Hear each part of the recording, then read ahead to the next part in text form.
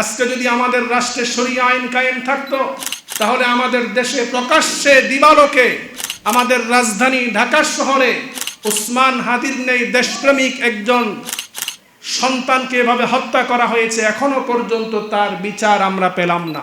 রাসূল আকরাম সাল্লাল্লাহু আলাইহি ওয়াসাল্লাম বলেন, ইল্লা লিমুশরিকিন আও মুশাহিন, প্রথম শ্রেণী প্রথম ব্যক্তি হলো তারা যারা মুশরিক, আল্লাহ তাআলার সাথে যারা শিরিক করে, শিরিকের মতো ভয়াবহ কবিরা গুনার সাথে যারা জড়িত, শাবানের মধ্য রজনীতে তারা যতই ইবাদত করুক, যতই কান্নাকাটি করুক, তারা যদি শিরিকের মতো অপরাধ থেকে তাওবা করে ফিরে না আসে, শিরিকের মতো অপরাধ যদি তারা না ছাড়ে, তাহলে আল্লাহ তাআলা এই রজনীতেও তাদের গুনাহ ক্ষমা করবেন না। 2 নাম্বার দ্বিতীয় শ্রেণী, আল্লাহ রসুল বলেন ইল্লা লিমুশাহিন, যারা মুশাহিন, যারা বিদ্বেষ পোষণকারী, যারা হিংসুক, যারা অপরের কল্যাণ দেখতে পারে না, অপরের ক্ষতি কামনা করে, হিংসা লালনকারী, বিদ্বেষ লালনকারী বান্দাদের গুনাহ আল্লাহ তাআলা ক্ষমা করবেন না। 2 শ্রেণীর মানুষ শবে বরাতের রজনীতেও ক্ষমা পাবে না। এই 2 শ্রেণীর মানুষ আল্লাহ তাআলার কাছে ক্ষমা পেতে চাইলে এই 2টি অপরাধ থেকে তাওবা করে ফিরে আসতে হবে। 1 নাম্বার হলো শিরিক করা, আল্লাহ তাআলার সাথে কাউকে শরীক করা, আল্লাহ তাআলার সাথে কাউকে অংশীদার বানানো।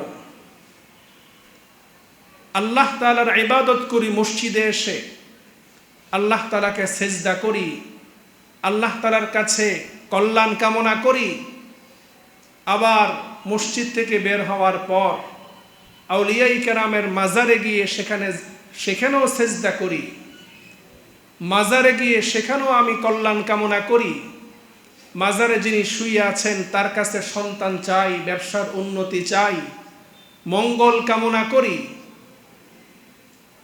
আল্লাহ তাআলার সাথে সরাসরি শিরিক। যারা আল্লাহ তাআলার সমকক্ষ কেউকে মনে করে, আল্লাহ তাআলার গুণের সমান অন্য কারোর গুণ, আল্লাহ তাআলার গুণের সমকক্ষ অন্য কেউকে মনে করে তারও সেই গুণ রয়েছে, আল্লাহ তাআলার ক্ষমতার সমকক্ষ অন্য কেউকে ক্ষমতাবান মনে করে, সরাসরি সে শিরিকের সাথে জড়িত। এই জন্য মুহতারাম হাজরিন, পবিত্র কুরআনুল কারীমে আল্লাহ সুবহানাহু ওয়া তাআলা এই শিরিকের ব্যাপারে আল্লাহ তাআলা বলেছেন, ইন্নাশ শিরকা লাযুলমুন আযীম, দুনিয়াতে যত অপরাধ রয়েছে, যত গুনাহ রয়েছে, সকল গুনাহের মধ্যে সবচেয়ে বড় গুনাহ, সবচেয়ে বড় অপরাধের নাম হচ্ছে শিরিক। সুবহানাকা লা ইলমা লানা ইল্লা মা আল্লামতানা ইন্নাকা আনতাল আলিমুল হাকীম।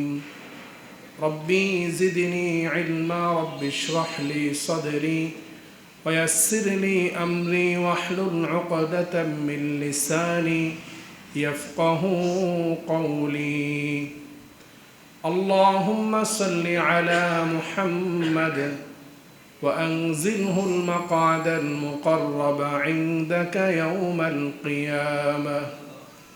اللهم صل على محمد وعلى آل محمد كما صليت على إبراهيم وعلى آل إبراهيم إنك حميد مجيد.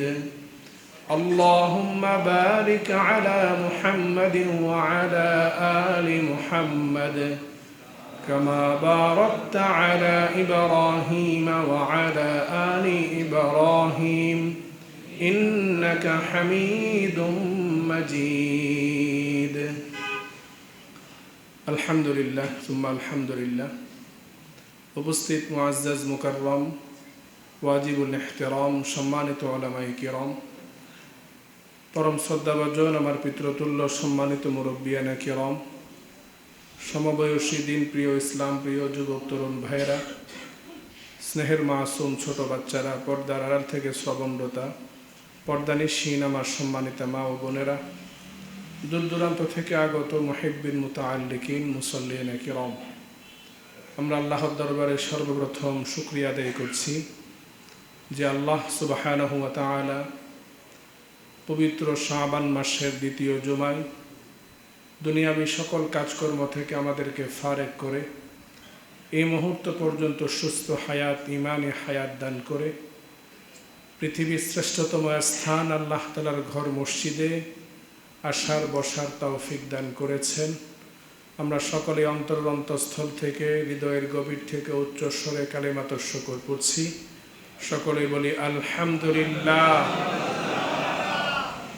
অসংখ্য গণিত দরুদ এবং সালামের হাদিয়া পেশ করছি দু জাহানের বাদশাহ সরকার দু আলম সৈয়দুল কাউনাইন ওয়াস সাকালাইন আকায়ে নামদার তাজদার মদিনা রহমাতুল লিল আলামিন জনাব মুহাম্মদুর রাসূলুল্লাহ সাল্লাল্লাহু আলাইহি ওয়াসাল্লামের প্রতি। মুহতারাম হাজরিন, বর্তমান পবিত্র শাবান মাস চলমান, রমাদানুল মুবারক আমাদের খুবই সন্নিকটে। আজকে শাবান মাসের 9 তারিখ, সম্ভবত যদি 30 হয় শাবান, তাহলে আমরা আর 21 দিন রমাদানের বাকি। আর যদি 29 হয় শাবান, তাহলে আর 20 দিন বাকি। রজব মাস শুরু হওয়ার সাথে সাথেই রাসূল আকরাম সাল্লাল্লাহু আলাইহি ওয়াসাল্লাম রমাদানের জন্য আল্লাহর কাছে দোয়া করতেন। রমাদান পাওয়ার জন্যে রাসূল আকরাম সাল্লাল্লাহু আলাইহি ওয়াসাল্লাম রজব মাস থেকে আল্লাহ তাআলার কাছে দোয়া করতেন। শাবান মাস, যেই মাসকে রাসূলুল্লাহ সাল্লাল্লাহু আলাইহি ওয়াসাল্লাম নফল রোজার জন্যে সবচাইতে বেশি গুরুত্বপূর্ণ মাস হিসাবে নির্বাচন করেছেন। এই মাসে রাসূল আকরাম সাল্লাল্লাহু আলাইহি ওয়াসাল্লাম ধারাবাহিক লাগাতার রোজা রাখতেন। বৎসরের অন্যান্য মাসে এত বেশি নফল রোজা আল্লাহ রসুল রাখেননি। এই মাসে নফল রোজা রাখার অন্যতম কারণ, মাহে রমাদানে আল্লাহ তাআলা আমাদের উপর যে রোজা ফরজ করেছেন, ফরজ বিধান রোজা রাখার আগে নফল রোজার মাধ্যমে আমরা যেন রমাদানের জন্য পূর্ণ প্রস্তুতি গ্রহণ করতে পারি। আরেকটি কারণ হচ্ছে, এই মাসে বাৎসরিক বান্দার আমলনামা আল্লাহর দরবারে পেশ করা হয়। রাসূল আকরাম সাল্লাল্লাহু আলাইহি ওয়াসাল্লাম বলেন, আমি এটা পছন্দ করি, ভালোবাসি যে আমার আমলনামা যখন আল্লাহর দরবারে পেশ করা হবে, ওই অবস্থায় আমি রোজাদার আছি। রোজাদার অবস্থায় আল্লাহর দরবারে আমার আমলনামা পেশ করা হোক, সেটাই আমি পছন্দ করি। এই জন্য রাসূল আকরাম সাল্লাল্লাহু আলাইহি ওয়াসাল্লাম শাবান মাসকে রমাদানের প্রস্তুতির জন্য সবচাইতে বেশি গুরুত্ব দিয়েছেন। শাবান মাসে এমন একটি রজনী আছে, যেই রজনীতে আল্লাহ তাআলা দুনিয়ার সকল মানুষের গুনাহ ক্ষমা করে দেন। যেই রজনীতে আল্লাহ তাআলা বান্দার সকল দোয়া আল্লাহ তাআলা কবুল করেন। যেই রজনীতে আল্লাহ সুবহানাহু ওয়া তাআলা বান্দাকে ডাক দিয়ে থাকেন, আমার কোন বান্দা আছো আমার কাছে গুনাহ ক্ষমা চাবে, আমি তোমাদের গুনাহ ক্ষমা করে দিব। কোন বান্দা আছো আমার কাছে রিজিক চাইবে, আমি তোমাদেরকে রিজিক দান করব। কোন বান্দা আছো বিপদগ্রস্ত, আমার কাছে মুক্তি চাইবে, আমি বিপদ থেকে মুক্তি দান করব। এভাবে আল্লাহ তাআলা বান্দাদেরকে ডাকতে থাকেন, যারাই আল্লাহ তাআলার কাছে দোয়া করে আল্লাহ তাআলা তাদের দোয়া কবুল করেন। সেই রজনী হচ্ছে লাইলাতুন নিসফি মিন শাবান, শাবানের মধ্য রজনী, যেটিকে আমরা শবে বরাত বলে থাকি। শাবানের এই মধ্য রজনী উম্মতে মুহাম্মাদীর অন্যতম একটি বড় নিয়ামত, যে নিয়ামত আল্লাহ তাআলা অন্য কোনো উম্মতকে আল্লাহ তাআলা দান করেননি।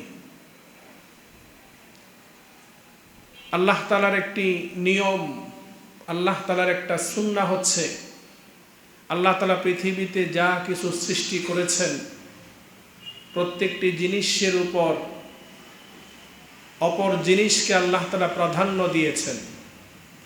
এক জিনিসের উপর আরেক জিনিসের সম্মান আল্লাহ তাআলা বৃদ্ধি করে দিয়েছেন। ইন্না মিন সুন্নাতিল্লাহি তাআলা ফাদ্দালা জামানান আলা জামান ওয়া ফাদ্দালা মাকানান আলা মাকান ওয়া ফাদ্দালা ইনসানান আলা ইনসান। আল্লাহ তাআলা এক সময়ের গুরুত্ব অন্য সময়ের চাইতে বাড়িয়ে দিয়েছেন, এক স্থানের গুরুত্ব অন্য স্থান থেকে বাড়িয়ে দিয়েছেন, এক মানুষের গুরুত্ব মর্যাদা অন্য মানুষের চাইতে বাড়িয়ে দিয়েছেন। এটা আল্লাহ তাআলার একটা সুন্নাহ, আল্লাহ তাআলার একটা নিয়ম। পৃথিবীতে যত স্থান রয়েছে সকল স্থানের মধ্যে সবচাইতে দামি স্থান হলো মক্কাতুল মুকাররমা, মদিনাতুল মুনাওয়ারা। আল্লাহ তাআলা মক্কা এবং মদিনা এবং মসজিদে আকসা এই স্থানগুলোর দাম মর্যাদা দুনিয়ার অন্য স্থান থেকে আল্লাহ তাআলা বৃদ্ধি করে দিয়েছেন। আল্লাহ তাআলা সকল নবী রাসূলগণের মর্যাদা সকল মাখলুকাতের উপর আল্লাহ তাআলা বাড়িয়ে দিয়েছেন। নবী রাসূলগণের উপর আবার আল্লাহ তাআলা সবচাইতে বেশি মর্যাদা সম্মান আল্লাহ তাআলা দান করেছেন আমাদের প্রিয় নবী মুহাম্মদুর রাসূলুল্লাহ সাল্লাল্লাহু আলাইহি ওয়াসাল্লামের। এভাবে করে আল্লাহ তাআলা যত সময় সৃষ্টি করেছেন, সময়ের মধ্যে যতগুলো রাত্রি আল্লাহ তাআলা সৃষ্টি করেছেন, সকল রাত্রি সমূহের মধ্যে রজনী সমূহের মধ্যে সবচাইতে বেশি মর্যাদা আল্লাহ তাআলা দান করেছেন শবে কদরের রজনীকে। তারপর আল্লাহ তাআলা সবচাইতে বেশি সম্মানিত করেছেন লাইলাতুন নিসফি মিন শাবান, শবে বরাতের রজনী। বৎসরের মধ্যে অন্যতম শ্রেষ্ঠতম সম্মানিত মর্যাদাপূর্ণ রজনী হচ্ছে লাইলাতুন নিসফি মিন শাবান, শবে বরাতের রজনী, যেটা আমাদের খুব সন্নিকটে। সম্ভবত আগামী মঙ্গলবার রজনী হচ্ছে লাইলাতুন নিসফি মিন শাবানের রজনী। এই লাইলাতুন নিসফি মিন শাবান, শাবানের মধ্য রজনী, এই রজনীকে নিয়ে আমাদের দেশে অনেক বাড়াবাড়িও আছে, অনেক ছাড়াছাড়িও আছে। একদল মানুষ আমরা আছি লাইলাতুন নিসফি মিন শাবানকে, শবে বরাতের রজনীকে মর্যাদা দিতে দিতে, সম্মান দিতে দিতে শবে কদরের উপরে নিয়ে চলে যায়। আরেক দল আছি যারা শবে বরাতের রজনীকে সরাসরি অস্বীকার করে, অন্যান্য স্বাভাবিক যেই রাত আছে, রজনী আছে, সেগুলোর মতো মনে করে।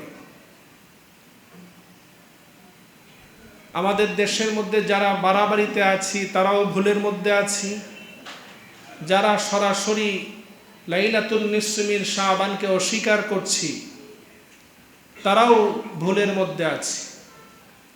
ইসলাম, কোরআন এবং সুন্নাহ যাকে যতটুকুন মর্যাদা দিয়েছে, যতটুকুন গুরুত্ব দিয়েছে, যতটুকুন গুরুত্ব দেওয়ার জন্য বলা হয়েছে ততটুকুন আমাদেরকে গুরুত্ব দিতে হবে। তার চাইতে বেশি সেটাও বাড়াবাড়ি, তার চাইতে কম সেটাও ছাড়াছাড়ি, দোনোটাই ভুল। আল্লাহ তাআলা আমাদের সকলকে বাড়াবাড়ি এবং ছাড়াছাড়ি উভয় দল থেকে আল্লাহ তাআলা আমাদের সকলকে হেফাজত করুন। লাইলাতুন নিসফি মিন শাবান, শবে বরাতের রজনী, এই বিষয়ে হাদিসের কিতাব সমূহের মধ্যে সিহা সিত্তার কিতাব, বুখারী, মুসলিম, আবু দাউদ, নাসাই, তিরমিজি, ইবনে মাজাহ ইত্যাদি বিভিন্ন হাদিসের কিতাবের মধ্যে বর্ণনা এসেছে। সহিহ ইবনে হিব্বান, মুসনাদ আহমদের মধ্যে বর্ণনা এসেছে। সহিহ হাদিস দ্বারা লাইলাতুন নিসফি মিন শাবান সেটা প্রমাণিত। রাসূল আকরাম সাল্লাল্লাহু আলাইহি ওয়াসাল্লামের আমল দ্বারা সাহাবায়ে কেরাম রিদওয়ানুল্লাহি আলাইহিম আজমাইন, সালফে সালেহিনদের আমল দ্বারা লাইলাতুন নিসফি মিন শাবান প্রমাণিত। এই রজনী হচ্ছে ইবাদত বন্দেগীর রজনী, এই রজনী হচ্ছে তাওবার রজনী, এই রজনী হচ্ছে গুনাহ ক্ষমার রজনী। সুতরাং এই রজনীকে অবহেলা করার, এই রজনীকে অস্বীকার করার কোনো সুযোগ নেই। আবার এই রজনীকে কেন্দ্র করে বিভিন্ন রকম কুসংস্কার, বিভিন্ন রকম বেদাআতি কাজকর্ম করারও কোনো সুযোগ নেই। মুহতারাম হাজরিন, আল্লাহ সুবহানাহু ওয়া তাআলা এই রজনীতে সকলের ক্ষমার ঘোষণা আল্লাহ তাআলা দিয়েছেন। সহিহ হাদিসের মধ্যে এসেছে, সহিহ ইবনে হিব্বান এবং ইবনে মাজার মধ্যে এসেছে, হযরত মুআজ ইবনে জাবাল রাদিয়াল্লাহু আনহু থেকে বর্ণিত, রাসূল আকরাম সাল্লাল্লাহু আলাইহি ওয়াসাল্লাম ইরশাদ করেন, قال رسول الله صلى الله عليه وسلم إن الله لا يطلع في ليلة النصف من شعبان فيغفر لجميع خلقه إلا لمشرك أو مشاحن। রাসূল আকরাম সাল্লাল্লাহু আলাইহি ওয়াসাল্লাম ইরশাদ করেন, আল্লাহ সুবহানাহু ওয়া তাআলা শাবানের মধ্য রজনীতে, শবে বরাতের রজনীতে, লাইলাতুন নিসফি মিন শাবানের রজনীতে আল্লাহ তাআলা সকল মাখলুকের প্রতি স্পেশাল রহমতের দৃষ্টি দান করেন। আল্লাহ তাআলা স্পেশাল ভাবে রহমতের নজর আল্লাহ তাআলা সকল মাখলুকাতের দিকে দান করেন। ফায়াগফিরু লিজামিই খালকিহি, আল্লাহ সুবহানাহু ওয়া তাআলা সকল মাখলুকাতের জীবনের সকল গুনাহগুলো আল্লাহ তাআলা ক্ষমা করে দেন। এই রজনীতে যারা আল্লাহ তাআলার কাছে খালেস দিলে তাওবা করবে, আল্লাহ তাআলা এই রজনীতে সকলের গুনাহগুলো আল্লাহ তাআলা ক্ষমা করে দিবেন। তবে হাদিসের মধ্যে রাসূল আকরাম সাল্লাল্লাহু আলাইহি ওয়াসাল্লাম এই হাদিসের মধ্যে বলেছেন, আল্লাহ তাআলা সকলের গুনাহ ক্ষমা করলেও দুই ব্যক্তির গুনাহ আল্লাহ তাআলা ক্ষমা করবেন না। কয় ব্যক্তির গুনাহ? দুই ব্যক্তির গুনাহ। কত বড় হতভাগা হলে শবে বরাত শাবানের মধ্য রজনীতেও গুনাহ ক্ষমা পাবে না। কারা সেই দুই ব্যক্তি?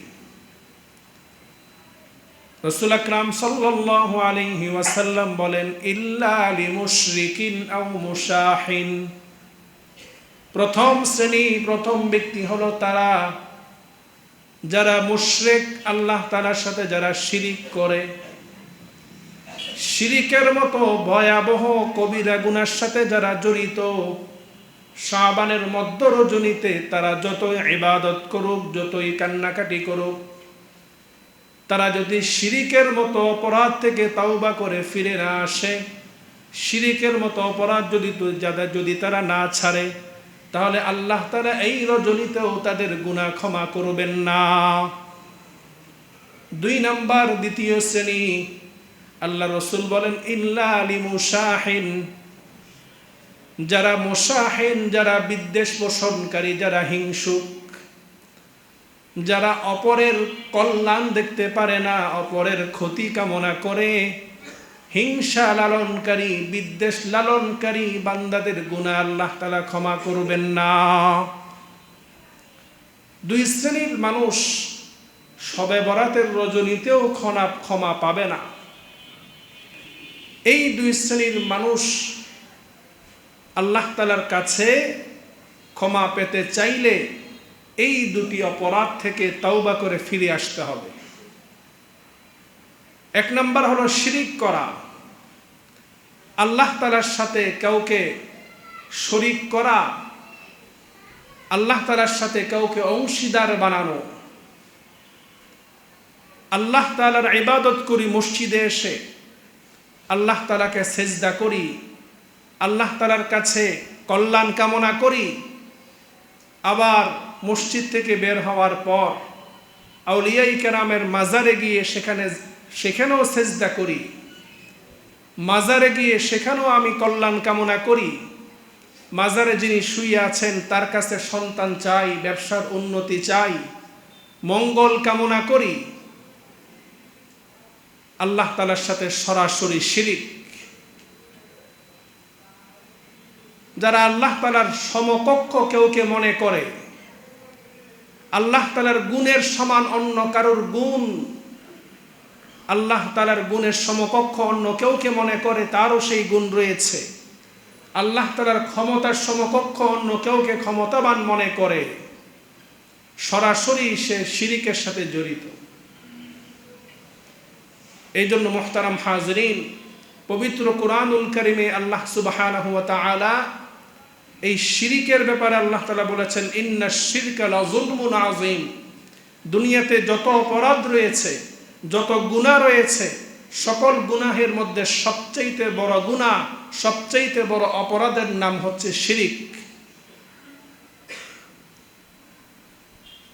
আমাদের অনেক ভাইরা বোনেরা না জানার কারণে, না বুঝার কারণে শিরিকের সাথে লিপ্ত হয়ে যাচ্ছে। শিরিকের সাথে লিপ্ত হওয়ার কারণে ঈমান হারা হয়ে যাচ্ছে। আর যারা শিরিকের সাথে লিপ্ত, শিরিক অবস্থায় যেই ব্যক্তি মৃত্যুবরণ করবে, শিরিক থেকে যেই ব্যক্তি তাওবা করে ফিরে না আসবে, আল্লাহ সুবহানাহু ওয়া তাআলা পবিত্র কুরআনুল কারীমে ইরশাদ করেন, ইন্নাহু মান ইউশরিক বিল্লাহি ফাকাদ হাররামাল্লাহু আলাইহিল জান্নাহ ওয়া মাওয়াহুন নার। যেই ব্যক্তি আল্লাহ তাআলার সাথে শিরিক করবে, আল্লাহ তাআলা ওই ব্যক্তির জন্য জান্নাতকে হারাম ঘোষণা করেছেন।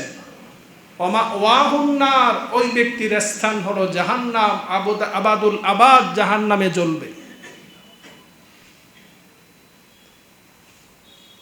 এই জন্য আসুন, আমরা যদি কোনো শিরিকের মতো কোনো অন্যায় করে থাকি, অপরাধ করে থাকি, শাবানের মধ্য রজনী আসার আগে আগে আমরা সেই অপরাধ থেকে ফিরে আসি, তাওবা করে আল্লাহ তাআলার কাছে ক্ষমা চাই, জীবনে আর কখনো শিরিক করব না, আল্লাহ ছাড়া আর কারোর সামনে মাথা নত করব না, আল্লাহ ছাড়া আর কাউকে রব হিসাবে বিশ্বাস করব না, আল্লাহ ছাড়া আর কারোর কাছে কোনো কিছু চাইব না।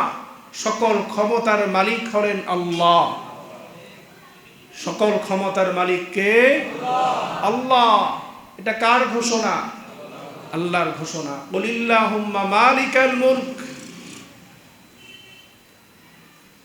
গণতন্ত্র আমাদেরকে শিখায় সকল ক্ষমতার মালিক জনগণ।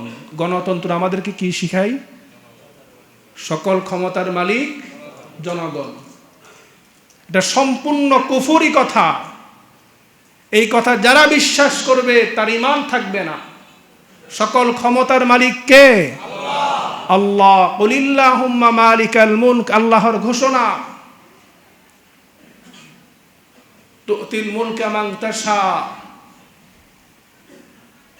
আল্লাহ তাআলা যাকে ইচ্ছা তাকে ক্ষমতা দান করেন, যাকে ইচ্ছা আল্লাহ তাআলা তার কাছ থেকে ক্ষমতা ছিনিয়ে নেন, যাকে ইচ্ছা আল্লাহ তাআলা ইজ্জত সম্মান দান করেন, যাকে ইচ্ছা আল্লাহ তাআলা বেইজ্জতি করেন।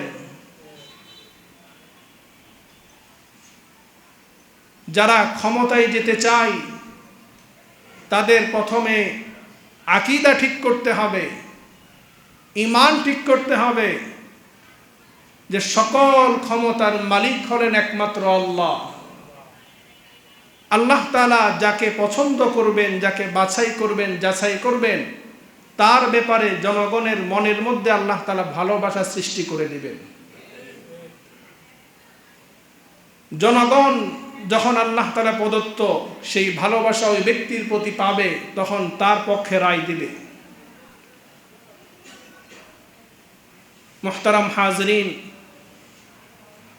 আল্লাহ তাআলার ঘর মসজিদ, এই মসজিদে যেমনিভাবে আমরা আল্লাহর আইন অনুযায়ী আমরা সালাত আদায় করি, আল্লাহর ইবাদত বন্দিগি করি, ঠিক তেমনিভাবে এই জমিনের মালিককে আল্লাহ। সন্দেহ আছে? জমিনের মালিক যদি আল্লাহ হয়ে থাকে, সুতরাং এই জমিনে আইন চলবে, হুকুম চলবে কার? এটা আমাদের ঈমানের দাবি। যার কলবের মধ্যে আল্লাহর প্রতি বিশ্বাস আছে, আল্লাহর ভয় আছে, সে নিঃসংকোচে নির্ভয়ে এই কথা বলবে, জমিন যার, হুকুম চলবে তার। মসজিদে যদি আল্লাহর হুকুম অনুযায়ী নামাজ চলে, মসজিদে যদি পশ্চিমাদের নিয়ম অনুযায়ী গান বাজনা না চলে, তাহলে আল্লাহর এই জমিনে, আল্লাহর এই রাষ্ট্রে, রাষ্ট্র পরিচালিত হবে আল্লাহর আইন অনুযায়ী। এই কথা বললে আমরা অনেকেই রাগ করে ফেলি। আল্লাহর আইন অনুযায়ী রাষ্ট্র পরিচালিত হোক, আল্লাহর আইন অনুযায়ী গোটা বিশ্বজাহান পরিচালিত হোক, সেটা ঈমানদারের মনের চাওয়া।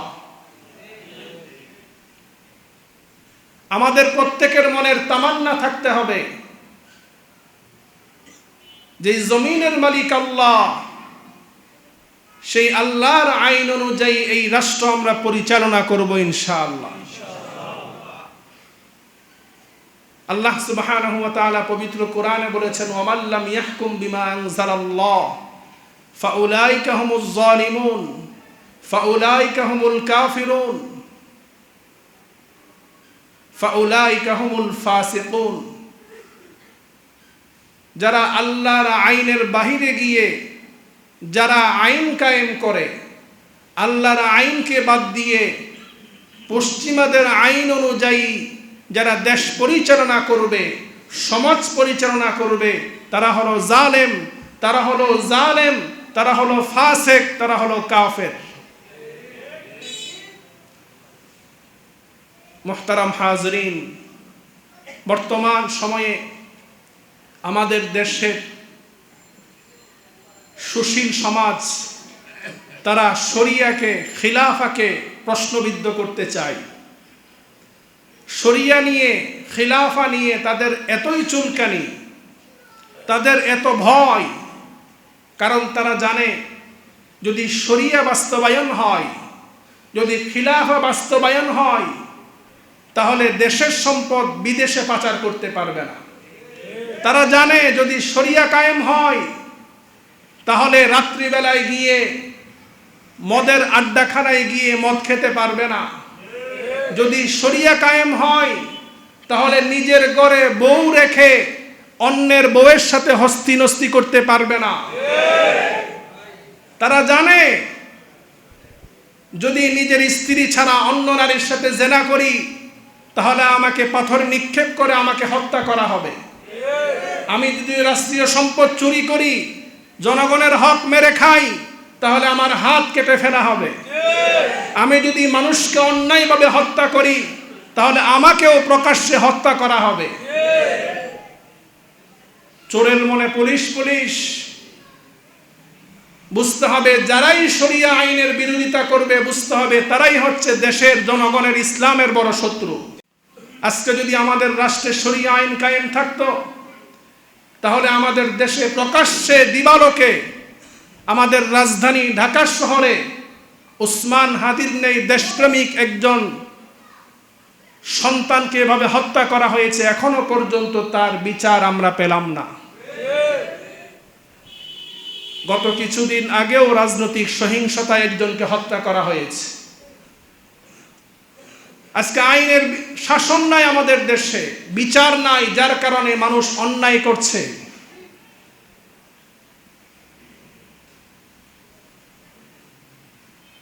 আপনি নামাজ পড়েন না, সেটা আপনার দুর্বলতা। আপনি অলসতার কারণে হোক, শয়তানের ধোঁকায় পড়ে হোক, নফসের ধোঁকায় পড়ে হোক, দুনিয়ার ব্যস্ততার কারণে হোক, নামাজ পড়েন না, তার দ্বারা আপনি ঈমান হারা হবেন না, আপনি গুনাহগার হবেন। যদি আপনি নামাজকে অস্বীকার করেন যে ইসলামের মধ্যে নামাজ বলতে কিছু নাই, নামাজের কোনো প্রয়োজন নেই, তা আপনি সরাসরি কাফের হয়ে যাবেন। আপনি শরিয়া আইন রাষ্ট্রের মধ্যে বাস্তবায়ন করতে পারছেন না, সেটা আপনার অলসতার কারণে হোক, বর্তমান প্রেক্ষাপটের কারণে হোক, নফসের ধোঁকায় পড়ে হোক, সেটার কারণে আপনি আল্লাহ তাআলার কাছে ক্ষমা চাইবেন। তবে শরিয়া আইনের পক্ষে আপনাকে থাকতে হবে, শরিয়া আইন বিশ্বাস করতে হবে। যদি সরাসরি আপনি শরিয়া আইনকে অস্বীকার করেন, তাহলে আপনি সরাসরি কোরআনকে অস্বীকার করলেন, এটার দ্বারা আপনি ঈমান হারা হয়ে যাবেন। আপনি প্রচলিত গণতন্ত্র দিয়ে রাজনীতি করেন, এটার বিপক্ষে আমরা বলবো না, কিন্তু শরিয়া আইনকে অস্বীকার করার কোনো সুযোগ নেই, খিলাফাকে অস্বীকার করার কোনো সুযোগ নেই। শরিয়া সম্পর্কে, খিলাফা সম্পর্কে আমাদের দেশের মিডিয়াগুলোর মধ্যে বিভিন্ন রকম বিভ্রান্তি ছড়ানো হচ্ছে, এবং যারা ইসলামের নাম দিয়ে আমরা রাজনীতি করি তাদেরকে আমরা বলতে চাই, আপনি ইসলামের নাম দিয়ে রাজনীতি করবেন, আবার পশ্চিমাদের সাথে হাত মিলিয়ে বলবেন যে আমরা শরিয়া আইন বাস্তবায়ন করব না, তাহলে আমরা এমন ইসলামী দল চাই না। আপনি সরাসরি প্রকাশ্যে ইসলামের নাম বাদ দিয়ে গণতান্ত্রিক পদ্ধতি আপনি রাজনীতি করেন, আমাদের কোনো প্রশ্ন থাকবে না। ইসলামের নাম ব্যবহার করবেন, আবার পশ্চিমাদের সাথে হাত মিলাবেন, সেটা এ দেশের মুসলমান মেনে নিবে না। মুহতারাম হাজরিন, আল্লাহ তাআলা আমাদের সকলকে সঠিকটা বুঝার ও উপলব্ধি করার তৌফিক দান করুক। আল্লাহ সুবহানাহু ওয়া তাআলা শাবানের মধ্য রজনীতে লাইলাতুন নিসফি মিন শাবানে আল্লাহ তাআলা যাদেরকে ক্ষমা করবেন না, তাদের মধ্যে এক নাম্বার হলো যারা মুশরিক, যারা আল্লাহ তাআলার সাথে শিরিক করে। 2 নাম্বার যারা মুশাহিন, যারা হিংসুক, যারা মানুষের প্রতি বিদ্বেষ লালন করে। হিংসা এত মারাত্মক একটি ভয়াবহ ভাইরাস, যেটা বর্তমানে আমাদের সমাজের প্রত্যেকটা জায়গায় ছড়িয়ে পড়েছে। এমন কোনো স্থান নেই, এমন কোনো মানুষ নাই যে এই ভাইরাস থেকে মুক্তি পাচ্ছে। এটা মারাত্মক ভয়াবহ একটা ভাইরাস আমাদের সমাজের মধ্যে চালু হয়েছে। নারী নারী হিংসা, পুরুষে পুরুষে হিংসা, আলেমে আলেমে হিংসা, পলিটিশিয়ান হিংসা, শিক্ষকে শিক্ষকে হিংসা, ছাত্র ছাত্র হিংসা। হিংসা নাই এমন কোনো জায়গা নাই। হিংসা এমন ভয়াবহ মারাত্মক অপরাধ। হিংসা সম্পর্কে রাসূল আকরাম সাল্লাল্লাহু আলাইহি ওয়াসাল্লাম ইরশাদ করেন, ইয়াকুম ওয়াল হাসাদ, ও দুনিয়ার মানুষ, তোমরা হিংসা থেকে বেঁচে থাকো। এটা এমন একটা মারাত্মক অপরাধ। ফাইনাল হাসাদা ইয়াকুলুল হাসানাত কামা তাকুলুন নারু ওয়াল হাতাব। আগুন যেমনি ভাবে শুকনো লাকড়ি পেলে সকল লাকড়ি জ্বালিয়ে পুড়িয়ে সব ছাই করে ফেলে, ঠিক তেমনি ভাবে হিংসা তোমার জীবনে যত নেক আমল আছে সবগুলো ধ্বংস করে ফেলে। বর্তমান সময়ে যারা আমরা একটু ইবাদত বন্দিগি করার চেষ্টা করি, ভালো পথে থাকার চেষ্টা করি, ভালো হয়ে চলার চেষ্টা করি, তাদের মধ্যেও এই হিংসাটা ব্যাপক আকার ধারণ করেছে। একই মসজিদে নামাজ পড়ি, একই মহল্লায় বসবাস করি, এক মুসলমান আর এক মুসলমানের চেহারা দেখতে পারি না, এক মুসলমান আর এক মুসলমানের কল্যাণ সহ্য করতে পারি না। আমার আপনার মধ্যে হিংসা আছে কিনা এটা আমরা একটু টেস্ট করলে বুঝবো। আপনার প্রতিবেশী, আপনার এলাকার, আপনার প্রতিযোগী আপনার সাথে একই সাথে চাকরি করে, তার কোনো কল্যাণ দেখার পর, তার কোনো উন্নতি দেখার পর আপনার মনের মধ্যে যদি একটু জ্বালা তৈরি হয়, অস্বস্তি তৈরি হয়, কষ্ট লাগা তৈরি হয়, তাহলে বুঝতে পারবেন আপনার মনের মধ্যে হিংসা আছে। আমার পাশের মানুষ, সে দুনিয়াবি লাইনে উন্নতি করে ফেলেছে, অনেক অর্থ সম্পদের মালিক হয়ে গিয়েছে, অনেক ক্ষমতার মালিক হয়ে গিয়েছে, তার কল্যাণ দেখে আমার কাছে যদি ভালো না লাগে, তাহলে বুঝতে হবে আমার কলবের মধ্যে হিংসা আছে। আমার পাশের দোকানদার, তার দোকান থেকে মানুষ বেশি সদয় করে, তার ব্যবসা বেশি ভালো হয়, সেইটা দেখার পরে আপনার কাছে যদি খারাপ লাগা কাজ করে, তাহলে বুঝতে হবে আপনার অন্তরের মধ্যে হিংসা আছে। যদি আপনার মনের মধ্যে হিংসা না থাকে, তাহলে আপনি চিন্তা করবেন আমার ভাই উন্নতি করছে, তাহলে আল্লাহ তাআলা তার জন্য দোয়া করা যে আল্লাহ তাআলা তাকে আরো উন্নতি দান করুক। যে আল্লাহ তাকে উন্নতি দান করেছেন, আল্লাহ তাআলা যেন আমাকেও তার মতো উন্নতি দান করে। মনটাকে ভাই ফ্রেশ করতে হবে। আল্লাহ তাআলা পবিত্র কোরআনুল কারীমে বলছেন, ইয়াউমা লা ইয়ানফাউ মালু ওয়ালা বানুন ইল্লা মান আতাল্লাহা বিকলবিন সালিম। কিয়ামতের দিন মানুষের ধন সম্পদ, মানুষের সন্তান সন্ততি কোনো কিছু কারোর কাজে আসবে না। আপনি দুনিয়াতে যে ধন সম্পদ গড়ছেন, যেই সন্তান সন্ততি রেখে যাচ্ছেন, কেউ আপনার কাজে আসবে না ইল্লা বিকলবিন সালিম। আপনি একটি পবিত্র কলব, পবিত্র অন্তর, পরিষ্কার অন্তর, সেই দিন যদি আল্লাহ তাআলার সামনে নিয়ে যেতে পারেন, সেটাই আপনার জন্য কাজে আসবে। আমাদের প্রত্যেকের কলবটাকে পরিষ্কার করতে হবে। কারোর প্রতি কোনো হিংসা রাখা যাবে না, বিদ্বেষ রাখা যাবে না। অপরের কল্যাণ দেখার পরে তার বেশি আরো কল্যাণ চাইব। বর্তমান সময়ে মুসলমানের মধ্যে হিংসা বিদ্বেষ বেড়ে যাওয়ার কারণে আজকে কাফের, বেঈমান, ইসলামের দুশমনরা মুসলমানদের বিরুদ্ধে ষড়যন্ত্র বেশি করছে। এই জন্য মুহতারাম হাজরিন, আসুন আমরা আমাদের কলবটাকে পরিষ্কার করি। হাদিসের মধ্যে এসেছে, রাসূল আকরাম সাল্লাল্লাহু আলাইহি ওয়াসাল্লামের সাহাবী হযরত আব্দুল্লাহ ইবনে আমর রাদিয়াল্লাহু আনহু, তিনি বলেন, আল্লাহ রাসূলের দরবারে আমরা সাহাবায়ে কেরাম বসা। ওই মজলিসের মধ্যে আল্লাহ রাসূল বললেন, তোমাদের সামনে দিয়ে এখন যে ব্যক্তি প্রবেশ করবে, ওই ব্যক্তি জান্নাতি। সাহাবায়ে কেরাম তাকিয়ে রইলেন। দেখলেন একজন সাহাবী অজু করে মসজিদে প্রবেশ করলেন জুতা হাতে। এভাবে আরেক দিন আল্লাহ রাসূল বললেন, এখন তোমাদের সামনে এমন একজন ব্যক্তি প্রবেশ করবে যে ব্যক্তি জান্নাতি। এভাবে করে 3 দিন আল্লাহ রাসূল একই ব্যক্তিকে জান্নাতি বললেন। হযরত আব্দুল্লাহ ইবনে আমর রাদিয়াল্লাহু আনহু তিনি বলেন যে এই ব্যক্তি কি এমন আমল করে যার কারণে রাসূলুল্লাহ সাল্লাল্লাহু আলাইহি ওয়াসাল্লাম দুনিয়াতে থাকা অবস্থায় তাকে জান্নাতের সুসংবাদ দিয়েছে।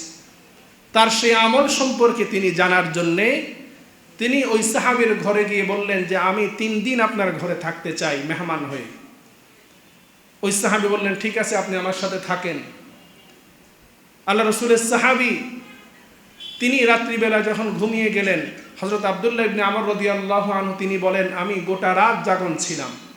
আমি দেখলাম সে রাত্রিবেলায় কি এমন আমল করে যে আমলের কারণে তাকে আল্লাহ রাসূল জান্নাতি বলেছেন। এভাবে 3 দিন থাকলাম।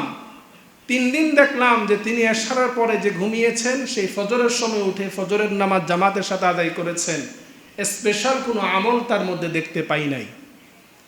3 দিন পরে ওই সাহাবীকে হযরত আব্দুল্লাহ ইবনে আমর রাদিয়াল্লাহু আনহু জিজ্ঞেস করেন, ভাই, আমি আসলে আপনার কাছে আসার উদ্দেশ্য হচ্ছে আল্লাহ রাসূল আপনার সম্পর্কে জান্নাতের সুসংবাদ দিয়েছেন। আপনি কি এমন আমল করেন যার কারণে আপনাকে আল্লাহ রাসূল জান্নাতি বলেছে? ওই সাহাবী বলল, আমার তেমন কোনো স্পেশাল আমল নাই যেটা আপনাদের চাইতে আলাদা।